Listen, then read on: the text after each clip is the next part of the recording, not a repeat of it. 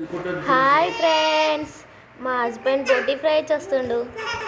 First time బోటి fry చేస్తుండు. ఎలా ఉంటారో చూద్దాం. 1 kg బోటి తెచ్చిండు. అద్దంటే చెప్తే వినట్లేదు. ఆయిల్ వేడైంది అట. పచ్చిమిర్చి ఆనియన్స్ వేస్తాడట.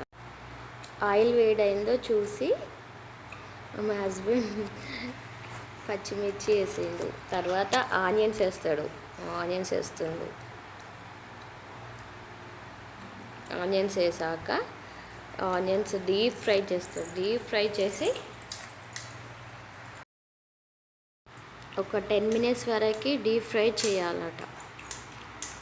తర్వాత అల్లం పేస్ట్ వేసేసి మళ్ళీ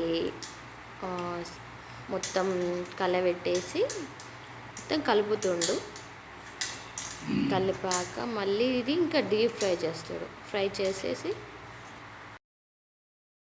2-3 minutes అల్లం వేసాక మళ్ళీ ఫ్రై చేస్తాలి.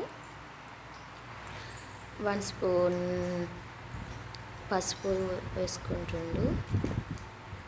1 spoon 2 spoon 1.5 spoon వేసేసిండు.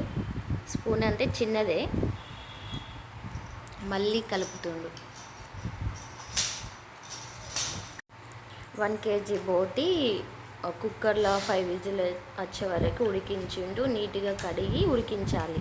ఉడికించినాక అందులో ఏమైనా ఉంటే కూడా వెళ్ళిపోతుంది. ఉడికించి నీట్గా తనే కడిగిండు, తనే వండుతుండట. ఇవాళ చూద్దాం ఎలా ఉంటుందో. కారం వేస్తుండు లాస్ట్లో.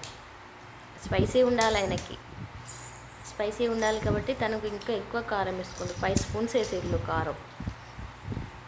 తనకి బోటి అంటే చాలా ఇష్టం. కారం వేసి మళ్ళీ కలుపుతుండు.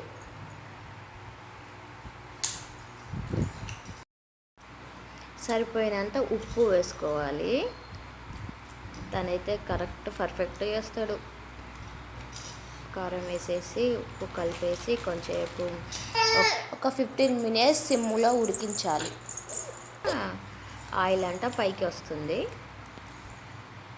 బోటి అనేది పర్ఫెక్ట్గా ఉడుకుతుంది అన్నట్టు. ఇట్లా ఉడికాక మళ్ళీ masala, garam masala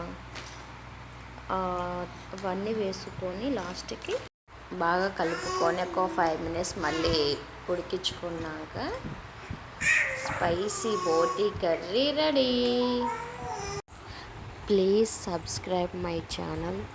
thank you for watching.